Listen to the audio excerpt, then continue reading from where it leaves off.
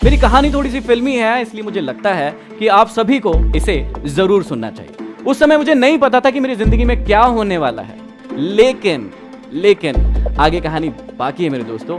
मैं दिन भर सोता रहता, रोता रहता, परेशान होते रहता, लेकिन मैंने किसी को कुछ नहीं बताया। और एक दिन सुबह मैं घर छोड़कर चला गया। तीन ऐसी बातें जो आपकी जिंदगी में यदि आपने फॉलो कर ली तो आपको जिंदगी में सफल होने से कोई इंसान नहीं रोक सकता।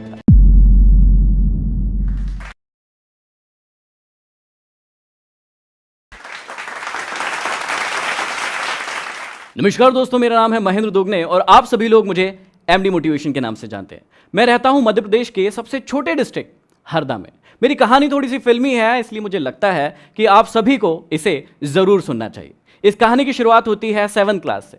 पढ़ने में बहुत ही गधा, उल्लू का पट्टा, डफर, कुछ भी कह सकते हैं आप। ऐसा था मैं 7th में।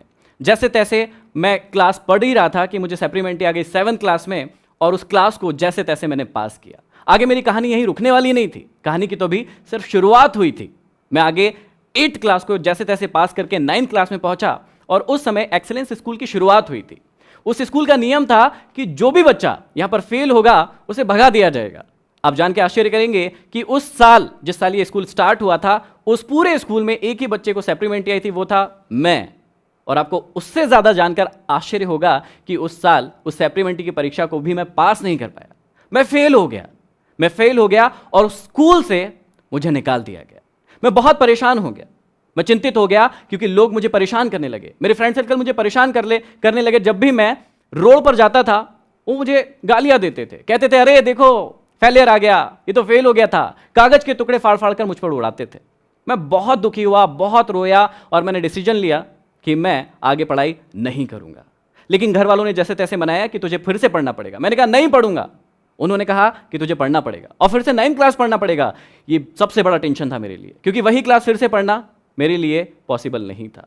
जैसे तैसे करके एक गवर्नमेंट स्कूल में मुझे एडमिशन मिला, ये कह के कि भैया इसको एडमिशन क्यों दे रहे हो, ये तो एक्सेलेंस स्कूल से फेल है, इसे एडमिशन दोगे तो और ही हमारी स्कूल का नाम खराब होगा।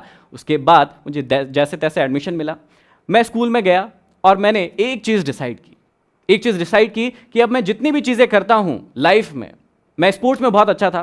1500 मीटर जो रनिंग होती है उसमें मैंने स्टेट खेला हुआ है, जो खो खो होता है उसमें मैंने स्टेट खेला हुआ है, एनसीसी में सीएसएम था, बहुत सारी दूसरी एक्टिविटी में मेरा बहुत मन लगता था, लेकिन सिर्फ एक चीज़ में मन नहीं लगता था, और वो थी मेरी पढ़ाई। लेकिन अब मैंने डिसाइड किया कि यदि अब पढ़ना है तो अच्छे से पढ़ना है। मैंने सारी एक्टिविटीज़ को खत्म कर दिया अपनी ज़िंदगी से, किसी भी एक्टिविटी को अपनी ज़िंदगी में आने नहीं दिया। और उसके बाद क्या हुआ, 9th क्लास में मैंने खूब पढ़ाई की, 10th क्लास में मैंने खूब पढ़ाई की, और मैं बना टॉपर उसी स्कूल का जहां पर मैं फेल होकर गया था। तो जहां पर मैं फेल होकर गया था वहीं से टॉपर बना। ये खबर जो है मेरे छोटे से डिस्ट्रिक्ट में, हरदा में, पूरी जगह फैल गई। और हुआ ये कि मैं 9th से ही इंग्लिश का मुझे बोलने का बड़ा शौक था। मैंने एक इंस्टीट्यूट ज्वाइन किया था जहां पर मैं कॉम्पिटिशन एग्जाम की तैयारी भी करने लगा था। अब उसी समय में ये हुआ था कि एक मेरी लाइफ की बहुत ही मजेदार सी घटना है जिसने शायद मेरी पूरी जिंदगी को बदल कर रख दिया। मुझे बचपन से ही गरबा करने का बड़ा शौक था, डांस करने का बड़ा शौक था, और पता नहीं क्यों ऐसा होता है, पता नहीं क्यों मैं ठीक ठाक हूं, लेकिन पता नहीं क्यों मुझे लड़कियों जैसा रहना बड़ा पसंद था। मुझे बड़े बाल रखने बहुत पसंद थे, मुझे उनकी तरह तिलक लगाना बड़ा पसंद था। तो जब भी मैं गरबा करने के लिए जाता था तो वैसे ही बाल, वैसे ही तिलक और वैसे ही कुछ कुछ चीज़ें पहन के जाता था। अब क्योंकि मैं छोटा था और बड़े जो भाई लोग थे उनके ग्रुप में था, मुझे सबसे आगे खड़ाया जाता था, क्योंकि मेरी एंट्री शानदार होती थी, कुछ अलग सी हरकतें करता था मैं। जब मेरी एंट्री हुई, वैसे मेरे पिताजी एक मैकेनिक है, हमारी शॉप है, और वैसे वो कहीं नहीं जाते हमारा प्रोग्राम देखने, कुछ भी देखने नहीं जाते, लेकिन कहते हैं ना किस्मत में जो लिखा है वो होके रहता है। वो उस दिन गरबा देखने के लिए आए। मेरी एंट्री हुई, लोग आसपास में खड़े थे उनके। जैसे ही मेरी एंट्री हुई, मेरे लहराते हुए बाल मुझे बड़े अच्छे लग रहे थे, लेकिन हुआ क्या, लोगों ने कहना शुरू कर दिया कि ये कौन पागल लड़का है, ये कैसा लड़का है जो लड़कियों की तरह रह रहा है। उसके बाद मेरे पिताजी से ये सुनते नहीं बना, वो वहां से घर चले गए। उन्होंने मुझे उस दिन कुछ नहीं कहा, लेकिन अगले दिन मेरे पिताजी मेरे अंकल के साथ बैठे हुए थे। अंकल ने मुझे बुलाया, कहा बेटा इधर आओ, ये क्या कर रहे हो, ये क्या हालत बना रखी है, लोग कह रहे हैं कि तुम लड़की जैसे दिखते हो। कल तुम्हारे पिताजी को ये कहने में शर्म आ गई कि तुम उनके बेटे हो, वो ये भी नहीं कह पाए। मुझे इस बात ने बड़ा दुखी किया। उस समय मुझे नहीं पता था कि मेरी जिंदगी में क्या होने वाला है, लेकिन आगे कहानी बाकी है मेरे दोस्तों। मैं बताता हूं कि उसके बाद क्या हुआ उसी ग्राउंड पर। उसके बाद मैंने 9th क्लास जैसे तैसे निकालना शुरू किया। 10th क्लास में मैंने टॉप किया, कॉम्पिटिशन एग्जाम की तैयारी करने लगा, ब्रिलियंट स्टूडेंट बन गया। उसके बाद मेरा सिलेक्शन हुआ 12th क्लास में स्टेट बैंक ऑफ इंडिया में। लेकिन कहते हैं ना, डेस्टिनी में कुछ और ही लिखा था। उस सिलेक्शन को मैंने एक्सेप्ट नहीं किया। उसके बाद मैंने उस सिलेक्शन को छोड़ दिया। मैं स्टेट बैंक ऑफ इंडिया का जो क्लर्क का मेरा सिलेक्शन हुआ था उसे ज्वाइन नहीं किया, उस सिलेक्शन को मैंने नहीं लिया। लेकिन उसके बाद कहते हैं ना, डेस्टिनी में यदि कुछ और लिखा हो तो फिर वो हो के रहता है। जहां मैं 4 साल से पढ़ रहा था, जहां मैंने सिलेक्शन लिया, उस इंस्टीट्यूट में एक क्लास होने वाली थी जो कि मोटिवेशनल क्लास होने वाली थी। हमारे गुरु हमें सिखाने वाले थे कि मोटिवेशनल स्पीकर कैसे बना जाए, जिंदगी में लीडरशिप कैसे डेवलप की जाए, आगे कैसे बढ़ा जाए। और ये सब सीखने के लिए मैं बहुत ही उत्साहित था। मैं बहुत ही उत्साहित था, एक्साइटेड था कि बस अब तो ये मैं सीखने वाला हूं। क्लास होने वाली थी शाम को 6 बजे। 10 बच्चे इकट्ठे होने वाले थे क्योंकि वो टॉप स्टूडेंट्स थे। उनको बुलाया गया, हम वहां पर बैठे हुए थे और उसी वक्त एक जो घटना हुई उसने मेरी पूरी जिंदगी फिर से बदल कर रख दी। मेरे गुरु आए और उन्होंने आते ही सबसे पहले यह कहा कि महेंद्र, तुम यहां से नीचे चले जाओ, तुम्हारे बस की ये बात नहीं है। यहां पर जितनी भी बातें होने वाली है वो बहुत ऊंचे लेवल की होने वाली है, बड़े लेवल की होने वाली है। ये बातें तुम्हारे बस की नहीं है। जिस संस्थान के लिए मैंने 4 साल दिए थे, उनके गुरु ने मुझे ऐसा कहा। वो मेरे भी गुरु हैं, अभी भी है, लेकिन मुझे ये बातें बहुत चुभी। मैं उस वक्त उनसे कुछ नहीं कह पाया, लेकिन मैं नीचे गया और खूब रोया, खूब परेशान हुआ कि मुझे ऐसा क्यों कहा गया। उस वक्त ये बात नहीं पता थी कि ये मुझे क्यों कहा गया, लेकिन आज समझ में आता है कि ईश्वर ने सब कुछ तय करके रखा था, इसलिए वो घटना उस दिन हुई थी। उस दिन के बाद मैंने उस संस्थान को छोड़ दिया। मैं आज तक वहां नहीं गया। मैं अपने घर गया, 3-4 दिन घर पर रुका और बहुत रोया गाया, परेशान हुआ। घर वालों को भी चिंता हुई कि इसके साथ ये क्या हुआ है। जो व्यक्ति एक भी दिन ऐसा नहीं हो कि इंस्टीट्यूट नहीं जाए, वो 4 दिन हो गए इंस्टीट्यूट क्यों नहीं जा रहा है। मैं दिन भर सोता रहता, रोता रहता, परेशान होते रहता, लेकिन मैंने किसी को कुछ नहीं बताया। और एक दिन सुबह मैं घर छोड़कर चला गया मैं घर छोड़कर, और उसके बाद 1 साल तक अपने घर से बाहर रहा। उस 1 साल ने मुझे अपनी जिंदगी का दौर ही बदल दिया, मेरा रंग बदल दिया। जो चीजें मैं कमरे के अंदर रहकर सीख रहा था, मुझे अब पता चला कि असली में दुनिया होती क्या है। मैं रात भर काम करने लगा, कॉल सेंटर्स में काम करने लगा, दिन भर गैरेज। मेरे पिताजी मैकेनिक थे, तो बचपन से ही मुझे गाड़ियों का काम करना आता था। पैसे कमाने के लिए मैं दिन भर गैरेज पर काम करने लगा। इसका रिजल्ट ये हुआ कि 1 साल में मैं इतना वीक हो गया, इतना कमजोर हो गया कि बस मरने जैसी हालत हो गई।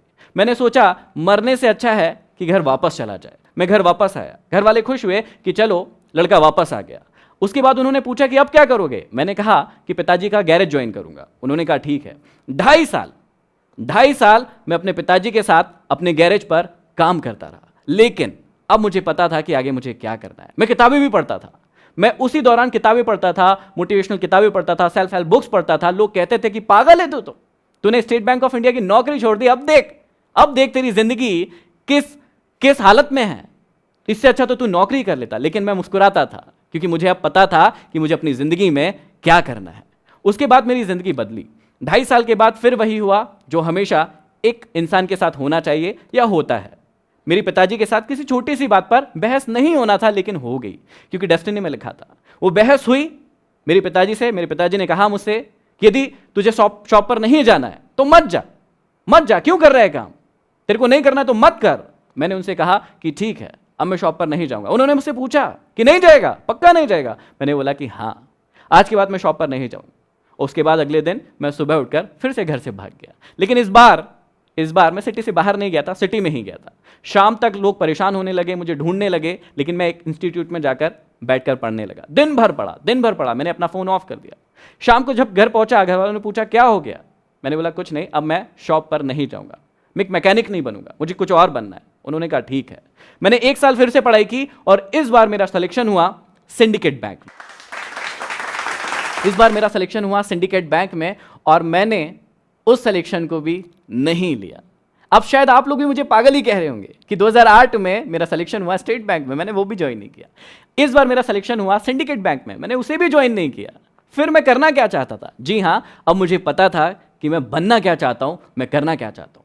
मैंने अपने खुद के इंस्टीट्यूट की शुरुआत की। उसका नाम है चेंज एकेडमी, जहां पर हम लोग बच्चों को कॉम्पिटिशन एग्जाम की तैयारी करवाते थे। लेकिन मुझे पता था कि मुझे क्या करना है। उसी के साथ साथ मैं अपनी सिटी में बच्चों को मोटिवेट करने लगा। मैं कॉम्पिटिशन एग्जाम की तैयारी तो करवाता था, लेकिन उनसे कहता था कि अपनी जिंदगी में वही काम करना जिसे करने में मन लगे, जिसे करने में आपको एक्साइटमेंट फील हो, जिसे करने में आपको कभी थकान महसूस ना हो।